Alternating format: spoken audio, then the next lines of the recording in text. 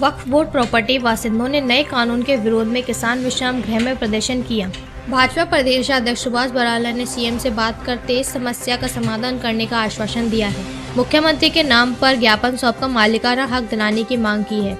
वक्फ board द्वारा पारित कानून नियम 2014 के अंतर्गत वक्फ बोर्ड प्रॉपर्टी वासिंदों को बेदखल कर मनमर्जी से किराया थोपने के विरोध में डांगरा रोड स्थित किसान विश्राम गृह में भारी मात्रा में लोगों ने एकत्रित होकर प्रदर्शन किया और भाजपा प्रदेशाध्यक्ष को अपनी मांग को लेकर ज्ञापन सौंप दिया। बराला ने उन्हें सीएम से बात कर शीघ्र समस्या के समाधान करने का आश्वासन भी दिया। प्रॉपर्टी धारकों ने बताया कि केंद्र की कांग्रेस सरकार ने वोटों की राजनीति के चलते एक विशेष समुदाय को लाभ पहुंचाने के लिए वक्फ बोर्ड प्रॉपर्टी लीज एक्ट के काले कानून को पास कर दिया था, जिसके चलते हरियाणा प्रदेश के अलावा समूचे भारतवर्ष में वक्फ बोर्ड की प्रॉपर्टी वासिंदे किराएदार आज बेघर व बेरोजगार होने की कगार पर खड़े हैं, जिसको लेकर उन्होंने 12 जनवरी को शहर में रोष मार्च निकालते हुए प्रदर्शन भी किया।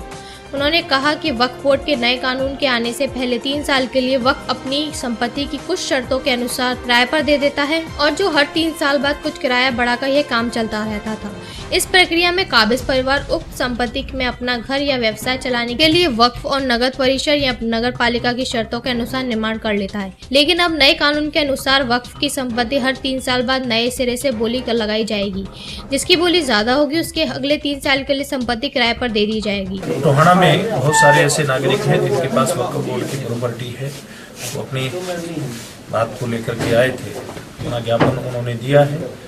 उनके ज्ञापन के आधार पर मुख्यमंत्री जी से बात करके क्या बेहतर हो सकता है सब लोगों के लिए, इस बात पर विचार किया जाएगा। उत्तर प्रदेश के मिर्जापुर में पुलिस ने एक ऐसे गिरोह का खुलासा किया है जो बंटी बबली की तरह पति और पत्नी मिलकर एक गैंग चलाते हैं। पुलिस ने 4 महिलाओं समेत 7 लोगों को गिरफ्तार किया है। इस गैंग में कई महिलाएं भी शामिल हैं। गैंग की महिला हाईवे के पास खड़ी होकर आने जाने वाली गाड़ियों को रोकते थे और ड्राइवर की शारीरिक संबंध बनाने का लालच देकर एकांत में ले जाती थी। जैसे ही चालक एकांत में जाता था उसी दौरान अन्य महिलाओं के साथ मौजूद उसका पति और उनके साथी मिलकर ड्राइवर को लूट लेते थे। यह लोग सिर्फ ट्रक चालकों को अपना निशाना बनाते थे। पुलिस ने लालगंज से इस लुटेरे गैंग को उस वक्त अपनी गिरफ्त में ले लिया जब यह लोग लूट का माल लेकर बंटवारा कर रहे थे। इन लोगों के पास लूट का भी सामान बरामद किया गया। इनके पास से लूटे गए 15,000 नगद, 1 मोबाइल, 3 चाकू, 2 सिम को पुलिस ने बरामद कर सभी आरोपियों को जेल में भेज दिया है।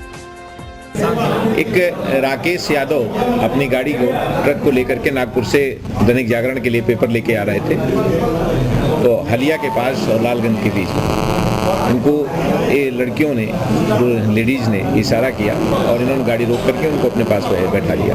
आगे चल करके कुछ लोगों ने, जो पुरुष था, वर्ग था, उन लोगों ने मिल करके इनको रोक करके और इनसे पैसे छीने और तो इस तरह से ये घटना कारित करते थे। उनका इन लोगों ने बताया इनका एक गिरोह है जो जिसमें 9-10 लोगों की संख्या है। 7 लोग गिरफ्तार किए गए हैं, जिसमें से 4 लड़कियां, औरतें और 3 पुरुष हैं।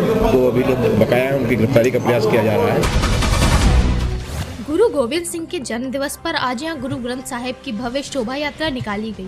शोभा यात्रा में काफी संख्या में महिलाएं, पुरुष और बच्चे शामिल थे। शोभा यात्रा हुड्डा कॉलोनी गुरुद्वारा से प्रारंभ हुई और मुख्य बाजारों से होते हुए गुरुद्वारा 10वीं पातशाही पर संपन्न हुई। शोभा यात्रा के विशेष रूप से शहर में पवित्र श्री गुरु ग्रंथ साहिब को पुष्पों से सुसज्जित वाहन पर रखा गया था। इसके आगे पूर्ण गणवेश में पंज प्यारे चल रहे थे। सिख युवाओं द्वारा गतका खेला गया और शानदार करतब दिखाए गए। युवाओं का गतका कौशल देखते ही बनता था। सिख महिलाओं द्वारा शोभा यात्रा के आगे आगे चलते हुए सफाई की जा रही थी। यात्रा में शामिल जत्थों द्वारा शब्द गायन व गुरबाणी का मनमोहक कीर्तन किया गया। इस अवसर पर सिख धार्मिक लोगों ने कहा कि यह पर्व सभी धर्मों में एकता का प्रतीक है। उन्होंने कहा कि आज हम सबको यह संदेश मिलता है कि हर मनुष्य को अपनी मेहनत की कमाई करनी चाहिए और सबको मिलकर रहना चाहिए। यह गुरु का संदेश है। अपन संदेश देता है कि अपन खालसे बन के उन्हें दिराम चलना चाहिए। जिसने उन्हें लड़ाइयाँ की, जो भी किया उन्हें दिराम चलना चाहिए। गुरु जी की फतेह। साहिब श्री गुरु धन गुरु गोबिंद सिंह साहिब जी महाराज जी के आगमन गुरपुरब के अंदर समूह संगतां रल मिल के सरसे दियां धन गुरु पातशाह महाराज के गुरपुरब के संबंध अंदर नगर कीर्तन की रवानगी हेठ सिख संगतां नूं गुरु चरणों का संदेश और प्रभु परमात्मा के नाम की उस संदेश की बाणी का उपदेश देंदे है। ये सतगुरु के घर का निजम जो सतगुरु के घर वालों दिया जा रहा है। 15 जनवरी ऐसा दिन जब भारत से अंग्रेजी हुकूमत को खत्म कर भारतीय सेना के पहले लेफ्टिनेंट जनरल के देश का कार्यभार अपने हाथों में लिया था। 1948 के बाद हर साल 15 जनवरी को भारतीय सेना अपने सेना दिवस के रूप में मनाती आ रही है। आज अम्बाला छावनी में सेना द्वारा 68वां सेना दिवस मनाया गया। इस मौके पर विजय स्मारक पर श्रद्धांजलि दी गई और सेना द्वारा प्रयोग में किए जाने वाले हथियारों और उपकरणों की प्रदर्शनी लगाई गई। सेना द्वारा लगाई प्रदर्शनी का अनावरण GOC-2 कोर MM नरवाड़े में किया। इस कार्यक्रम में स्कूली बच्चों ने हिस्सा लिया और सेना की टुकड़ियों में विशेष प्रस्तुतियां भी दी। सेना द्वारा प्रदर्शनी में T-72 tank, battlefield surveillance radar, air defence system, rocket launcher, multiple barrel rocket सहित आधुनिक हथियारों के जरिए भारतीय सेना की ताकत को दर्शाया गया। इस मौके पर GOC-2 कोर MM नरवाड़े ने सभी को सेना दिवस की बधाई दी और कहा, यदि लोग संख्या में प्रदर्शनी में हिस्सा लेते हैं तो इस प्रदर्शनी को 2 दिन तक चलाया जाएगा। आर्मी डे के इस अवसर पर मैं सभी 2 कोर के अफसर साहिबान, JSU साहिबान और बहादुर जवानों को मेरे तरफ से, western army commander lieutenant general KJ Singh के तरफ से और हमारे सेना मुख्याध्यक्ष जनरल दरबीर सिंह की तरफ से बहुत बहुत शुभकामनाएं देता हूं। और मुझे उम्मीद है कि ये साल भी हमारे आर्मी के लिए बहुत अच्छा और गौरव वाला साल होगा। Thank you. जय हिंद। सीएम अखिलेश की पत्नी और कन्नौज जिले के सांसद डिंपल यादव का जन्मदिन पूरे प्रदेश में सपाइयों द्वारा जहां धूमधाम से मनाया गया, वहीं औरैया जिले में भी कन्नौज सांसद डिंपल यादव के जन्म दिवस पर सपा नेता गौरव रघुवंशी के नेतृत्व में 29 फीट लंबा केक काटा गया। साथ ही गरीबों में सैकड़ों कंबल वितरण कर सांसद डिंपल यादव की दीर्घायु की कामना की गई। वधूना कस्बे में आयोजित इस जन्मदिन समारोह के दौरान जिले में तमाम विधायक और पूर्व मंत्री समेत भारी संख्या में सपा कार्यकर्ता मौजूद रहे। कार्यक्रम में मौजूद विशिष्ट अतिथि सपा विधायक ने केक काटकर डिंपल यादव की लंबी आयु की कामना करते हुए हजारों वर्ष जीने की शुभकामनाएं दी। आपको बता दें कि डिंपल यादव के 29वें जन्मदिन के अवसर पर समाजवादी चिंतक डॉक्टर राम मनोहर लोहिया की कर्मभूमि मानी जाने वाली वधूना में सपा के पूर्व मंत्री चौधरी रामबाबू यादव ने सपा सरकार की उपलब्धियां गिनाते हुए मिशन 2017 में अभी से जुट जाने की अपील युवाओं से की और कहा कि भाजपा ने छल द्वारा 2014 के लोकसभा का आम चुनाव जीत लिया है, लेकिन 2019 हमारा ही होगा।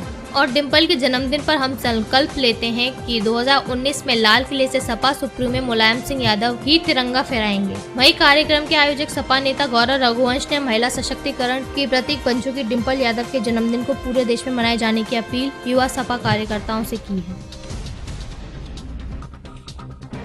हम लोग माननीय डिंपल जी का, माननीय सांसद कन्नौज जी का जन्मदिन महिला सशक्तिकरण के रूप में मनाया जा रहा है।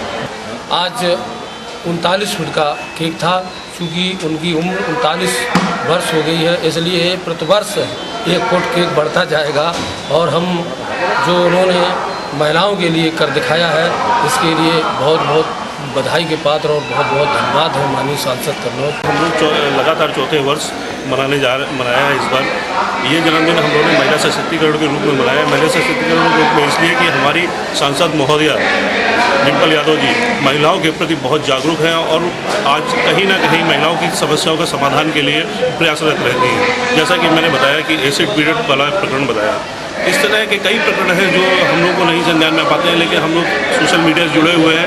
वहाँ पे सोशल मीडिया में इस तरह के अपडेट आते रहते हैं लगातार। अगर आप उनको देखेंगे तो बहुत सारी चीज़ें सामने आती हैं। लोग बात करते हैं महिला सशक्तिकरण, महिला की सुरक्षा की, महिला के कई तरह के मुद्दे हैं जिन पे हमारी सांसद महोदया पूरी तरह से जागरूक है। उत्तर प्रदेश के हापुड़ में रिश्ते को शर्मसार कर देने वाला मामला सामने आया है, जहां 2.5 साल पूर्व किया प्रेम विवाह अब 50,000 रुपये में बेच दिया गया। शहर कोतवाली क्षेत्र में प्रेम विवाह और धोखे का सनसनीखेज मामला प्रकाश में आया है। पीड़ित महिला ने अपने बेवफा पति पर उसे 50,000 रुपये में मुजफ्फरनगर के किन्नरों को बेच देने का आरोप लगाया है। किन्नरों के चुंगल से छूट कर आई महिला को मायको वालों ने भी दुत्कार दिया। महिला इंसाफ पाने के लिए पुलिस के आला अधिकारियों के चक्कर लगा रही है, लेकिन उसकी सुनवाई करने वाला कोई नहीं है। मजबूर होकर महिला इंसाफ पाने के लिए वकीलों की मदद ले रही है। आपको बता दें, हापुड़ सिटी कोतवाली के मस्जिदपुरा की रहने वाली शाहिस्ता मेरठ जनपद के गांव जोगीपुरा के रहने वाले मोहसिन से 2.5 वर्ष पूर्व कोर्ट मैरिज की थी। पति पत्नी हापुड़ के रफीक नगर मोहल्ले में रहने लगे थे। इसी बीच शाइस्ता ने एक बच्ची को जन्म दिया था। महिला का आरोप है कि उसका पति कुछ दिन तो ठीक रहा, उसके बाद मारपीट करने लगा था। उसके पति ने 15 अगस्त 2015 को एक कागज पर हस्ताक्षर करा लिए और मुजफ्फरनगर के किन्नरों को 50,000 रुपए में बेच दिया। महिला का आरोप है कि किन्नर उसके साथ मारपीट करते थे। महिला मौका पाकर किसी तरह उनके चंगुल से निकलकर हापुड़ भाग आई और अपने पति के पास पहुंची तो उसके पति ने उसे तलाक देने के नाम पर वहां से भगा दिया। मजबूर होकर जब वे अपने मायके पहुंची तो घर वालों ने भी उसे धुतकार दिया। पीड़ित की 1.5 साल की बच्ची उसके पति ने उससे छीन ली। महिला ने यह भी आरोप लगाया कि उसके बेचने में उसकी मामी का भी हाथ। गुलिस्ता ये लड़की हमारे पास आई है, इसका निकाह हुआ था और उसके बाद जो है माननीय उच्च न्यायालय इलाहाबाद से इसे जो है प्रोटेक्शन भी मिली थी। उसके बाद इसका 17/8/2015 में जो है लड़के से जो है तलाकनामा हुआ और तलाकनामा होने के उपरांत इस लड़की को उस लड़के ने, जैसा ये लड़की ने मुझे बताया कि इसे मुजफ्फरनगर किसी किन्नर के यहाँ 50,000 रुपये में बेचा है और ये लड़की तभी से ही अपनी रिपोर्ट दर्ज कराने के लिए लगातार प्रयास कर रही है। एसपी साहब के यहाँ चक्कर लगा रही है, लेकिन कोई मुकदमा इसका किसी तरह से पंजीकृत नहीं कराया गया है। मैं भी जो है प्रशासन से अनुरोध करता हूँ कि इस लड़की की मदद करें।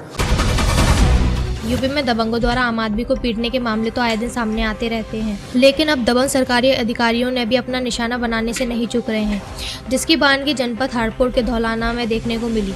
हापुड़ जनपद की धौलाना तहसील में एक लेखपाल के साथ दबंग द्वारा मारपीट करने का प्रकरण सामने आया है, जिसके विरोध में उत्तर प्रदेश लेखपाल संघ धौलाना के लेखपालों ने विरोध प्रदर्शन करते हुए आरोपी को जल्द गिरफ्तार करने की मांग की है। आपको बता दें कि तहसील धौलाना में कार्यरत लेखपाल सुरेश चंद के घर जाते समय एक दबंग ने जबरदस्ती अपने जमीन संबंधित कार्य को कराने का दबाव डाला।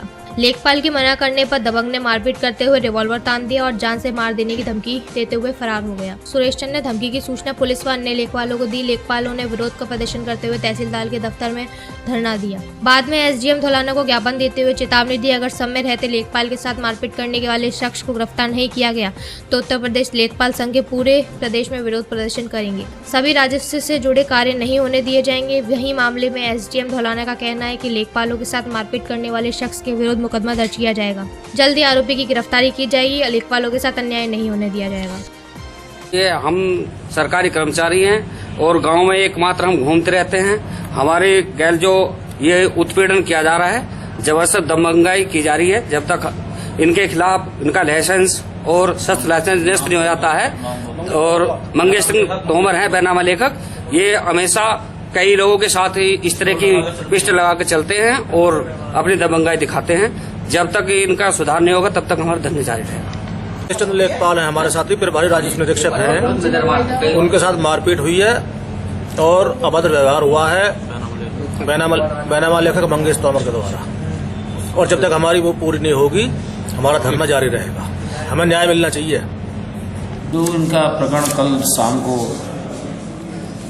5 बजे के बाद जो ये ऑफिस बंद करके जा रहे थे तो किसी व्यक्ति ने मिलकर के इनके साथ मारपीट की है, जिसकी वजह से इनमें आक्रोश है और ये हड़ताल पर धरने पर बैठे हैं और इनकी एफआईआर दर्ज हो गई है, विवेचना की जा रही है और पुलिस कार्रवाई जो भी होगी उसमें जो भी व्यक्ति दोषी पाया जाएगा उसको दंड मिलेगा विवेचना में।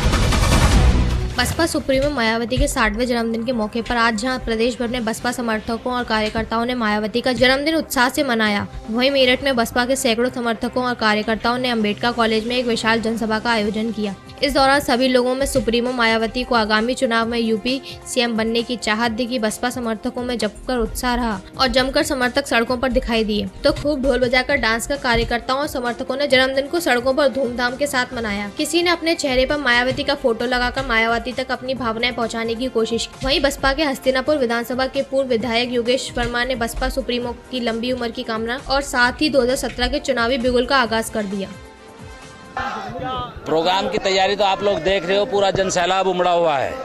बहन जी के जन्मदिन पे हम ये बहन जी की लंबी उम्र की कामना करेंगे और बहन जी के जन्मदिन पे करीब 60 किलो का केक यहाँ काटा जाएगा और कार्यकर्ताओं में इस समय जोश है, आप लोग देख रहे हो।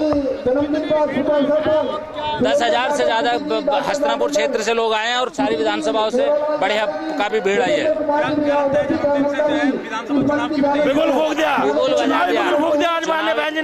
बिगुल बजा दिया है हमने।